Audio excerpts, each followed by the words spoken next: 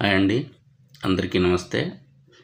ఈ మొక్కలు ఇంత చిన్న కుండీల్లో ఇంత ఆరోగ్యంగా చెప్పాలంటే ఇంత ఆనందంగా చూడండి, ఎంత ఫ్రెష్గా అంత చిన్న కుండీలో ఈ ఫ్లవరింగ్ కానీ చూడండి ఎంత ఫ్రెష్గా ఉందో.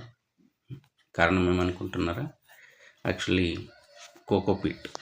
ఈ కోకోపీట్ అనేది తనకంటే 10 రెట్లు ఎక్కువ నీటిని ఒకసారి అబ్జర్వ్ చేసుకొని మొక్కకి ఎప్పుడు కావాలో అప్పుడు ఇస్తుంది. అంతేకాకుండా అది న్యాచురల్ కంపోస్ట్ లాగా కూడా పనిచేస్తుంది. మళ్ళీ ఎర్రమట్టి అనేది కూడా మనం చూస్ చేసుకునేది చాలా ఇంపార్టెంట్. ఈ ఎర్రమట్టిలో వచ్చి మినరల్గా రిచ్గా ఉంటుంది కాబట్టి ఇది వచ్చేసిందన మంచి హై ఐరన్ అనేది చెట్లకి ప్రొవైడ్ చేస్తుంది. కాబట్టి ఎర్రమట్టి మనం చూస్ చేసుకునే ఎర్రమట్టి కూడా చాలా ఇంపార్టెంట్.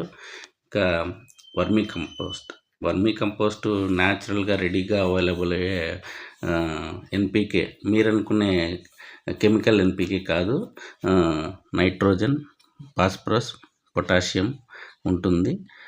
ఇది ఆడవాళ్ళకి బంగారమట్టిలో చెట్లకి నల్ల బంగారం అని చెప్పచ్చు. పర్లైట్. ఈ పర్లైట్ అనేది ఏం చేస్తుందంటే ఈ వాటర్ అనేది ఎక్కువ కాకుండా ఎక్కువ పోసినప్పుడు అది అబ్జర్వ్ చేసుకొని మళ్ళీ చెట్టుకి ఎప్పుడు కావాలో అప్పుడు మొక్కకి అందిస్తుంది.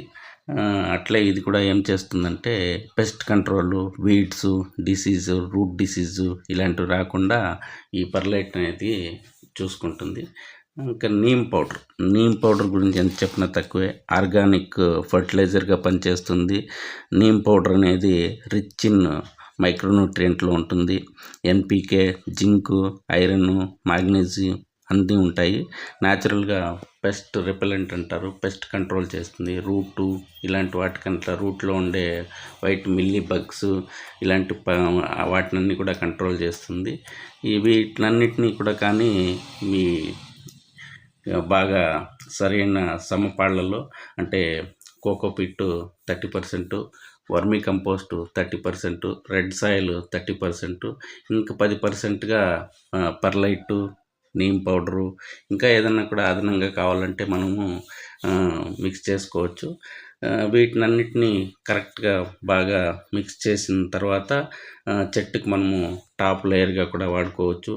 లేదా టోటల్గా ఫ్రూటింగ్ అలాంటి వాటికి ఫ్రూట్ ఇచ్చే చెట్లకు కావాలంటే డైరెక్ట్గా వేసుకోవచ్చు. అంతేకాకుండా ప్రూన్ చేయనప్పుడు కటింగ్స్ అలాంటి వాటికి మనము సెన్సిటివ్ ప్లాంట్లు ఉంటాయి కదా, ప్రోపగేషన్